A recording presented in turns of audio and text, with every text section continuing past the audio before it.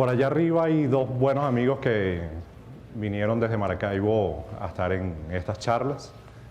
Anoche salimos a comer y hubo uno de ellos que me preguntó si estaba nervioso. Digamos, hay gente demasiado espectacular hablando antes de mí, gente que quiero muchísimo, gente que estimo, gente que admiro. Y le dije que bueno, inevitablemente uno se ha ido preparando, pero muy probablemente sí vaya a estar nervioso. Y hubo uno de ellos que me dijo, bueno, pero tranquilo, sé tú mismo. Yo le dije, eso es lo que me tiene nervioso, que mañana sea yo mismo, ¿no?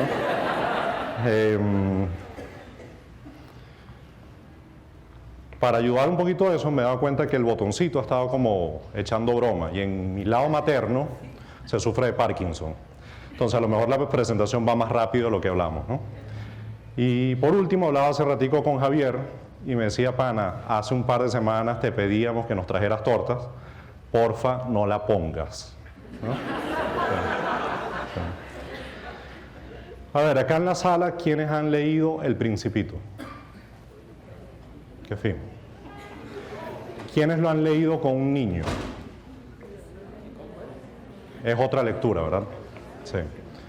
Yo El Principito lo he leído 5 veces en los últimos 2 meses. Tengo un chamo de 7 años que es igual de adicto que soy yo a la lectura. Se lo tripea muchísimo, ¿no? Hay una cosa muy peculiar de leer un libro con un chamo, que es que tienes que leer y tienes que ir respondiendo preguntas, ¿no? Entonces les voy a pedir un favor ahorita, antes de entrar propiamente en la presentación, que es que voy a utilizarlo ustedes de ensayo para la próxima lectura que me va a tocar dentro de poco del Principito con Andrés. Y nada, hay un capítulo que es el capítulo 21, que tiene una de las frases más difíciles de responderle a un chamo, y creo que tengo una idea de cómo se le quiero responder, ¿no? Esa frase que probablemente muchos la hayan escuchado, muchos la hayan leído, es que lo esencial es invisible a los ojos, ¿no? Qué bonito que hace rato se está hablando de lo invisible, de las cosas abstractas, de las cosas que no se ven, ¿no? Como saben, trabajo en Franca, una empresa que fundé con mi esposa hace 4 años.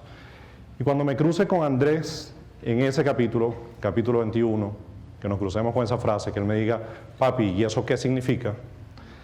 Tengo una idea de más o menos cómo se lo quiero presentar, ¿okay? Me encantan las redes sociales, las uso poco, o sea, digamos, yo aporto poco, pero leo mucho de ellas. Me fascina sobre todo Instagram, me gusta ver imágenes.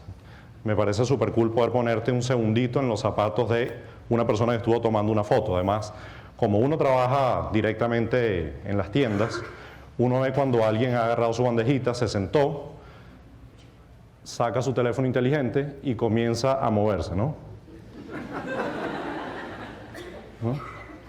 Hay una foto en particular que me imagino que la persona tiene que haber estado prácticamente arrodillada para haberla tomado, ¿no? Luego esa foto sale al internet, ¿ok? Y el primo que está en Bogotá, el cuñado que está en Madrid o la familia que está en Maracaibo, le echa un vistazo a esa foto y dice, qué envidia, fulano de tal está a punto de comerse una torta, tomarse un café.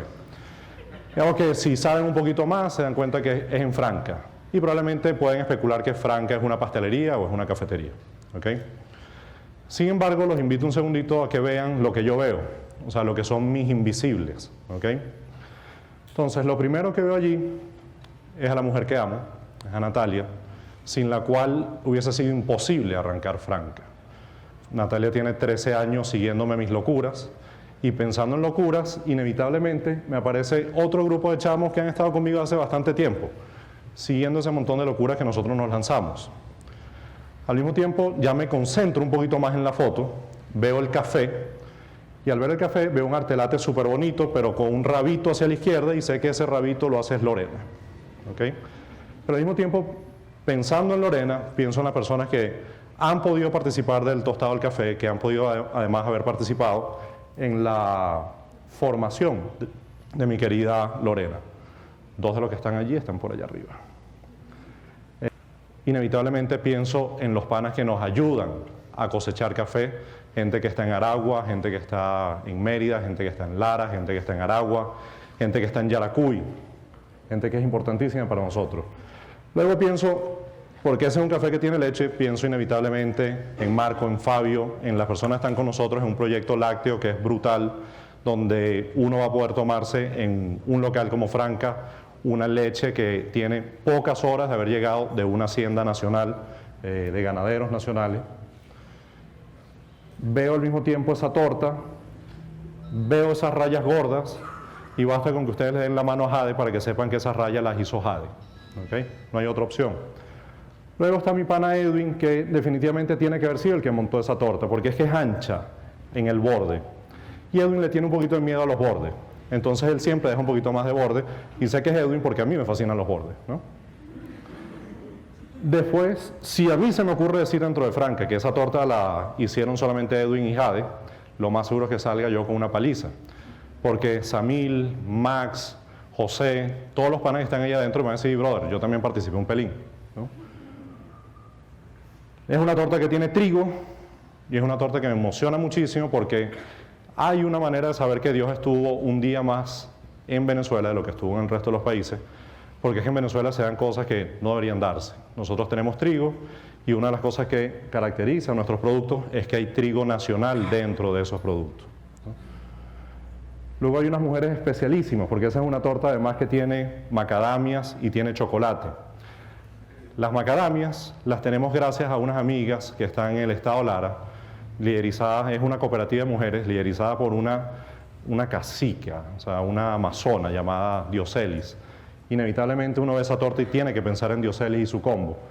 E inevitablemente viene un gentío, uno de los proyectos que a mí más me mueve, que es el proyecto chocolatero que tiene nuestro grupo, donde tenemos gente en Barlovento, donde tenemos gente en el sur del lago, donde tenemos gente en Caruao, donde tenemos gente en La Sala. Por ahí está mi queridísimo Francisco, mi queridísimo José Gregorio, que nos han ayudado muchísimo a que esto sea posible, ¿no? Y esto es ni siquiera poniéndome a pensar en las personas que también, ¿sabes?, ayudan a que el cliente llegue. O sea, que el cliente haya sido atendido, que cuando llegue a la mesa le dé tanta nota a lo que ha vivido hasta el momento que le provoque publicarlo. O sea, que le provoque tomarle una fotico y mandarla al mundo, ¿ok? Entonces, un pelo lo que le quiero mencionar a Andrés es que muchas veces uno tiene algo enfrente y es fácil quedarse en la epidermis, ¿no? Pero que al mismo tiempo, una fotico que uno ve en este tamaño, en Instagram, puede representar una constelación de estrellas invisibles. Gente importantísima, gente sin la cual es imposible ver eso. Entonces, ¿de qué vamos a estar hablando realmente hoy? Vamos a estar hablando un poco de sensibilidad, de indispensabilidad. Vamos a estar hablando de pobreza, vamos a hablar de prosperidad, vamos a hablar de narrativa, vamos a hablar de identidad y vamos a hablar de esperanza. ¿Okay? ¿Por qué? Sucede que si a esta foto se le comienza a ir toda esa gente que está allí, cada una de esas caras que para mí son vitales, cada una de esas caras que para mí identifican, que le ponen un toque específico a los productos que salen de cada una de nuestras tiendas, sucede que esa foto se termina convirtiendo en una foto más de 1 millón. Se convierte en una abstracción. Es idéntica la foto mía a la que pueda salir de Kuala Lumpur, es idéntica la foto de Franca a la que puede ser de el local de la esquina, ¿okay? Y para mí es importantísimo que eso sea descifrable. O sea, que nosotros podamos de alguna manera u otra darnos cuenta que detrás de cada ejercicio hay algo, ¿okay? ¿Por qué es eso importante? Las abstracciones son buenísimas, o sea, y digamos, nosotros aprendemos mucho a través de las abstracciones, pero en ciertos casos las abstracciones pueden hacernos un daño inmenso. Hay una abstracción que conozco súper bien, porque además estoy consciente que no la conozco, que es pi, ¿okay? Yo sé que pi es 3.1416, ¿okay? Y sé además que lo utilicé como para pasar 2 o 3 exámenes hace como 25 años. Pero el resto no sé para qué carrizo sirve pi, ¿okay? O sea, se supone que uno debería ser tan inteligente que tú vas a comprar un caucho y tú le dices al señor, ya, déjame calcular con pi cuál es el que me da mejor rendimiento del carro, ¿okay? Pero en realidad uno no lo hace. O sea, uno estudia pi porque pi está allí, ¿okay? Simplemente por eso, ¿okay? Sin embargo, digamos, las abstracciones pueden ser desde casos como una constante matemática hasta frases. Esa frase todos los que estamos en gerencia la hemos escuchado, o sea, todos los que somos empresarios la hemos escuchado en algún momento. Nadie es indispensable, ¿ok? Es una frase muy muy nociva, porque en realidad si la conjugamos en positivo, lo que dice es que todos somos dispensables, ¿ok? Además, una frase que recientemente a mí me paró los pelos, porque uno de los hombres que más admiro de mi país la dijo, y se la dijo a un foro de empleados. O sea, yo quisiera nunca estar enfrente de alguien que me esté dando trabajo y que me diga que yo soy indispensable. Yo quiero que me diga que yo soy, que yo soy parte de una cultura de dispensabilidad. O sea, yo quiero que me diga exactamente lo opuesto, o sea, que yo represento algo muy importante para él y no hay manera de sustituirme a mí. Y la manera en la que yo quiero que esa persona lo entienda es preguntándole a todos aquellos los que hemos perdido a alguien cercano. O sea, yo me pregunto si esa persona cercana que hayas perdido sea porque le llegó la edad o sea porque alguien nos la sacó antes de tiempo, ¿de qué manera podemos sustituir a ese ser humano que perdimos? Es absolutamente insustituible. En las organizaciones es idéntico, ¿ok? Y en los países es idéntico. Cada una de las personas vale muchísimo. Y la razón por la cual vale muchísimo es porque si nosotros nos mantenemos en la abstracción, la pobreza la entendemos como una abstracción, ¿ok? Entre 40 y 80%, dependiendo del bando que nosotros le preguntemos, podemos saber que en Venezuela hay pobreza. Es decir, del 100% de habitantes, 4 de cada 10 u 8 de cada 10 es pobre, dependiendo de quién le preguntemos, ¿ok? Nadie niega que existe la pobreza, o sea, la pobreza existe, ¿ok? En todo caso, nos peleamos es por saber de cuán amplio es el rango, ¿ok? Y al mismo tiempo es súper cómico. O sea, la mayoría del país es pobre, nosotros no estudiamos la pobreza. Nosotros somos una generación heredera de una de las deudas sociales más grandes del mundo y nosotros no sabemos cómo están estructurados los pagos. Nosotros no sabemos cómo alguien se convirtió en pobre. Nosotros no sabemos cómo alguien pasó de la pobreza a la prosperidad, ¿ok? Y creo que en buena porción tiene que ver por el hecho de que nosotros no lo humanizamos, o sea, no le ponemos cara. ¿Okay? Me fascinó hace rato bueno, todas las charlas me han gustado, pero hubo un elemento que me gustó muchísimo cuando teníamos la referencia al doctor Jacinto Convit. O sea, si nosotros tuvimos la oportunidad como país de conseguir acá a una persona que logró la cura de la lepra, yo estoy también convencido que en este país, si lo comenzamos a estudiar, dado que tenemos una masa crítica lo suficientemente grande, podemos conseguir también la cura para la pobreza. O sea, si nosotros comenzamos a estudiarlo, si nosotros comenzamos a entender cuáles son los ciclos que llevan a una persona de una situación de prosperidad a una situación de pobreza, y si entendemos que nosotros como país tenemos la obligación de rescatarlo, muy probablemente terminemos logrando que algo que parecía como la lepra, que era una condición humana que no había manera de erradicar, eventualmente se termine erradicando. Nosotros en una escala pequeñita lo hemos comenzado a hacer en Franca desde hace ya varios años. Y quiero de alguna manera u otra ponerles un ejemplo, ¿no? Fíjate, nosotros en el 2014 consumimos alrededor de 100 toneladas métricas de trigo. Ese trigo en números, o sea, digamos en bolívares, terminó siendo alrededor de 3 millones de bolívares. Y es una cifra que quisiera que mantuviesen un segundito presente en su cabeza, ¿ok? ¿Cómo se consigue trigo acá en Venezuela? Bueno, el trigo llega a Venezuela primordialmente a través de una red de distribución que el Estado generó hace aproximadamente 12 años y digamos que con un propósito que no quiero cuestionar muchísimo, pero era supuestamente para darle productos accesibles a esa población pobre, ¿ok? Sin embargo, era trigo que viene o de Canadá o de Argentina, ¿ok? Y además trigo que viene a través de una línea de distribución que es absolutamente controlada por el Estado. Pueden participar algunos privados, pero están muy férreamente controlados por el Estado, ¿ok? De esos 3 millones de bolívares que nosotros gastamos en trigo, que utilizamos para poder hacer nuestros productos, bueno, sucede que 0 entró al campo nacional. 0, ¿ok? Lo que pasa es que 0 puede ser otro pi, puede ser otra abstracción. O sea, campo nacional es una abstracción y 0 puede ser una abstracción. Entonces, vamos a ponerle nombre. Vamos a poner el nombre de Nato. A mí me gusta el nombre de Nato. No sé si a usted le gusta el nombre de Nato. Me gusta el nombre de Nato, ¿ok? Entre otras cosas porque ese es el sobrenombre de este pana, de José Natividad. José Natividad, cuando tú lo visitas, una de las primeras cosas que él te saca es 8 frasquitos de compota, vacíos, obviamente, pero que están llenos de granos de trigo. Granos que él ha ido heredando de sus abuelos. En las tierras donde él está, en la Angostura, Estado Mérida, que es una zona donde se da trigo, es una zona donde Dios estuvo un día de más. Está a 3.500 metros sobre el nivel del mar. O sea, desde allí se mira Mucuchíes, que es la tercera ciudad más alta de Venezuela, se mira para abajo. O sea, tú estás en la Angostura y tú saludas para abajo, a Mucuchíes, ¿ok? Todas esas son laderas que son... Para caminarlas tienes que tener buenas piernas, tienes que tener buenos pulmones. Imagínate para cosecharlas. Sucede que en el momento que entra en vigor este nuevo sistema de distribución de trigo subsidiado, el primer año ya tenía trigo Nato y su familia. Ellos salen a venderlo y el precio al que ellos lo pueden vender no es competitivo. Logran de alguna manera u otra venderlo porque el diferencial no era tan amplio. Siguiente año ellos vuelven a sembrar, digamos que teniendo la esperanza de que eventualmente terminen ajustando los precios, no ajustan los precios, pierden plata fuerte y dicen, ¿sabes qué? Yo no vuelvo a sembrar trigo. Guarda todo lo que es su herencia familiar, o sea, todo lo que son esas semillas que están dentro de los potes de compota y comienza a dedicarse a cultivos menores, cultivos como los que hablaba hace rato Sumito.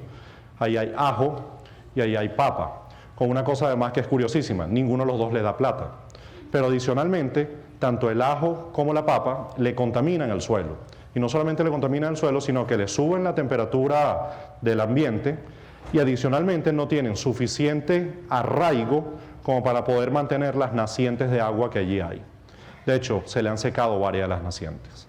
Cuando nosotros llegamos a una población como esa, lo que más nos interesa es entender la historia, o sea, cómo esa familia pasó de una situación a otra situación, porque muchas veces en nuestro continuo vital nosotros no nos damos cuenta cuando hay un quiebre. O sea, muchas veces lo mitigamos. Y es importantísimo entender cuando hay eso para uno poder hacerle un seguimiento al trabajo que le está planteando a cada uno de estos agricultores. El caso de Nato es bien peculiar porque, bueno, él siempre mantenía 1 hectárea sembrada básicamente para mantener su germoplasma, o sea, para poder mantener sus semillas recientes, pero no las podía comercializar. Nosotros logramos comprarle eso para que él lo pudiera vender a un precio competitivo, no podía ser precio de subsidio, entonces terminó siendo 3 veces lo que es el precio oficial al día de hoy. Si uno agarra unos números como lo que nosotros tuvimos el año pasado, de 100 toneladas métricas, y en vez de que sea 3 millones, fuesen 9 millones, para una familia como la de Nato, que su familia sola puede encargarse de todo lo que es el volumen de un negocio como el nuestro, cambia por completo. O sea, su continuo vital, que en algún momento tuvo un quiebre hacia abajo, de la noche a la mañana sube. Para mí, ese tipo de experiencias son claves, porque para mí es importantísimo creer que efectivamente en Venezuela se puede hacer un cambio importante en tiempos importantes. Nosotros estamos ahorita acostumbrados a escuchar solamente lo malo. O sea, nosotros estamos acostumbrados a escuchar que esto solamente va a cambiar dentro de 50 años, que no hay manera que cambie de la noche a la mañana. Casos como el de Nato y me demuestran que sí se puede cambiar de la noche a la mañana. Lo que pasa es que para que se pueda cambiar tiene que haber un propósito superior para los empresarios. O sea, nosotros como raza, por decirlo de alguna manera, tenemos que tener un propósito distinto al simple ejercicio comercial. En el caso de nuestro grupo, nuestro propósito lo definimos como construir una cultura de paz. La cultura de paz es un concepto que está ampliamente protocolizado por la ONU, que está ampliamente estudiado por UNESCO, pero que también fácilmente se puede convertir en una abstracción. O sea, es fácil quedarse en el verbo. O sea, que mi mamá me llame y me diga, para hijo, ¿en qué andas? Aquí construyendo cultura de paz. ¿Okay? Es facilísimo. ¿Okay? Además, como Milton Friedman no fue el que lo propuso, entonces no tenemos índices. ¿Okay? O sea, digamos, yo no sé cuánto representa eso dentro de mi bottom line. No sé cuánto representa construir cultura de paz. Entonces uno tiene que generar distintos índices.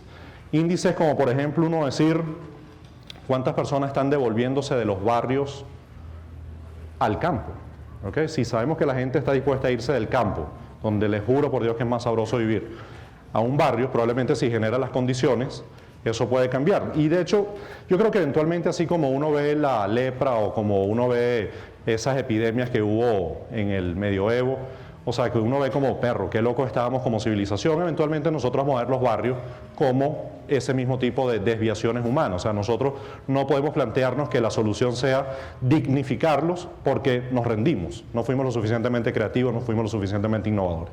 Entonces tenemos que buscar otro tipo de índice, o sea, tenemos que comenzar a ver cuántas personas se están recuperando de vuelta en el campo, tenemos que comenzar a ver cuántas hectáreas de vuelta se están sembrando en el campo, Tenemos que comenzar a ver de qué manera los hijos de las personas que están trabajando con nosotros terminan mejorando sus coeficientes intelectuales, etcétera, etcétera, etcétera. O sea, los típicos índices de gerencia no aplican.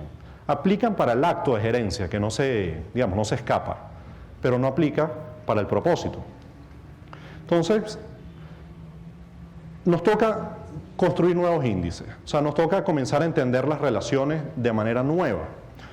Y hay ejemplos que para mí son importantísimos.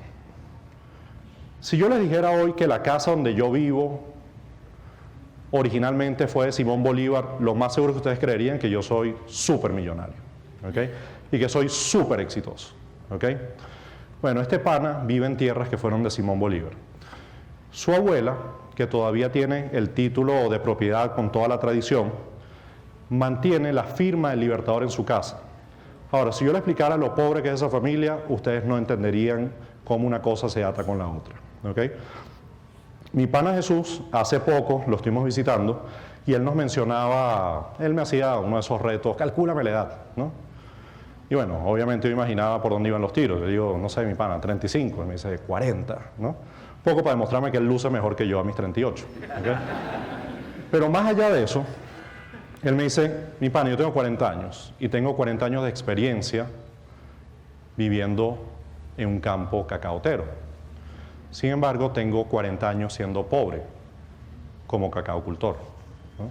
Entonces, me dice, es la primera vez que por una relación empresarial el cacao me da. Y una cosa que me pareció interesantísimo allí, porque nosotros nos peleamos por decir que somos el país originario del cacao. Y yo creo que eso está mal. Digamos, nosotros consumimos vino no porque venga de Mesopotamia, la uva. ¿Okay? Yo no quiero convertirme como país en el Mesopotamia del cacao. Entonces me pregunto si como esos nuevos identificadores, en vez de plantearnos que nosotros somos el país del cacao, comenzamos a ver exactamente qué es lo que activa el cacao, porque el cacao probablemente sea otra abstracción, si lo entendemos como el país del cacao. ¿Qué sucede si nosotros comenzamos a entenderlo más bien como que este es el país de los cacaocultores? Ahí no hay manera de destruir la industria del cacao. O sea, si cuando uno llega al campo, en vez de querer ver la mazorca chola, tú lo que quieres hablar con el pana para entender cómo él está haciendo para que la mazorca esté cada día más sana, cambia por completo la relación. Porque construir una cultura de paz, cuando hablamos en términos de activación propiamente del campo, requiere de varios tipos de incentivos. Requiere de incentivos emocionales, o sea, tú necesitas acompañar a la persona por completo. Necesitas incentivos culturales, tú tienes que cambiar prácticas. Hay unas que parecen muy bonitas para fotos, pero que le tumban la calidad al producto. Y al mismo tiempo tienes que establecer incentivos económicos, incentivos financieros, o sea, tiene que tener sentido para ello echarle pichón. Ahora, hay una cosa curiosísima, preparándome para esta charla, me conseguí que eso ya lo había descubierto alguien, publicado en los 70, mi pana. Alguien nos dijo, brother, este no es el país del petróleo, esto no es el país del hierro, o sea, es imposible que un país sea más que su gente. Entonces, ¿para qué carrizo nos estamos preocupando nosotros en vender una marca país sin su gente? La gente es lo que es lo importante. Entonces, para mí hay algo que se convierte en vital en este momento, ¿no? Vamos a ver acá. Ajá. Ese panita que está ahí lo hice yo. Ese es mi hijo Andrés, ¿ok? Una de las cosas que yo siento que hace falta, genuinamente, es una nueva narrativa, ¿ok? Porque nosotros tenemos que creernos un cuento distinto al que nos han ido echando. O sea, para mí es importantísimo que Andrés tenga capacidad de soñar. Luis Vicente nos decía hace rato que el rollo del miedo es que nos corta la esperanza. Bueno, sucede que hace 2 años Andrés estudia en un colegio en el cual kinder queda como una especie de terraza en una especie de semisótano y él iba a pasar a preparatorio, y preparatorio queda en un primer piso. Y en ese primer piso están todos los chamos de primaria. Andrés, la noche previa a ir a su colegio para comenzar su preparatorio, me dice, papi, ¿sabes qué? Yo no voy al colegio. Yo he visto cómo juegan los niños de primaria y esos son unos salvajes. Y tú no me has enseñado a pelear, entonces no sé cómo defenderme de ellos. Yo la verdad es que me quedo en la casa. Tú me tienes alguna comiquita grabada, ¿no? Digamos que creo que está buscando una manera creativa de decirme, papi, tengo burda de miedo. ¿Okay? En un momento muy, muy raro de lucidez, me acordé que en mi cuarto, en mi mesa de noche, había una tirita tricolor. Entonces voy al cuarto, busco la tirita tricolor, regreso al cuarto de Andrés, me siento con él en la cama y le digo, papito, ¿tú reconoces lo que es esto? Me dice, sí. ¿De estos colores? Sí, sí. ¿De qué son? De la bandera de Venezuela. Ah, buenísimo. Vamos a ver, dame la muñeca. Y se lo amarro. Y yo te cuento algo, hijito. Esto es un amuleto. Tú sabes lo que es un amuleto, ¿verdad? Sí. Cuando tú veas tu muñeca, que te entre miedo por algo, mírala y recuerda que tú eres venezolano. Y los venezolanos somos valientes cuando tenemos cualquier tipo de reto.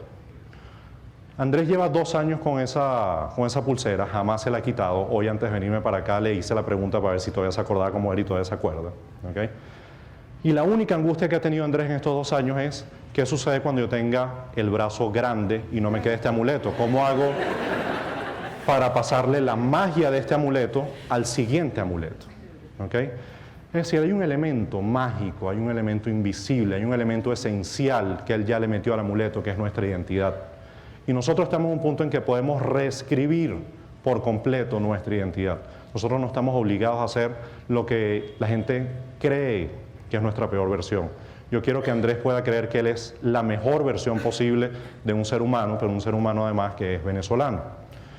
¿Por qué? Porque es que me interesa que él sueñe. O sea, ese es mi deseo como padre. Pero al mismo tiempo hay una responsabilidad como padre. O sea, como padre uno tiene que lograr que sus hijos sueñen. Pero en el momento que uno se convierte en empresario, uno se convierte en padres de muchas personas. Y yo creo que uno está obligado a asegurarse de que los sueños de los hijos, de aquellos que han sido apartados por el sistema, estén arropados por los sueños de nuestros propios hijos. Porque si no nos va a pasar una cosa curiosísima, y es una cosa tenebrosa, que es que nosotros le vamos a terminar legando a nuestros hijos nuestras peores pesadillas. Eso me lleva de vuelta a mi constelación de estrellas invisibles. Y básicamente hacerles una invitación, que comiencen a ver su mundo cercano con otros ojos, a cuestionarlo, a ver de qué manera está compuesto por estrellas invisibles, de qué manera deja de ser una abstracción, para ver si tenemos oportunidad de poder contribuir más a construir una cultura de paz. Gracias.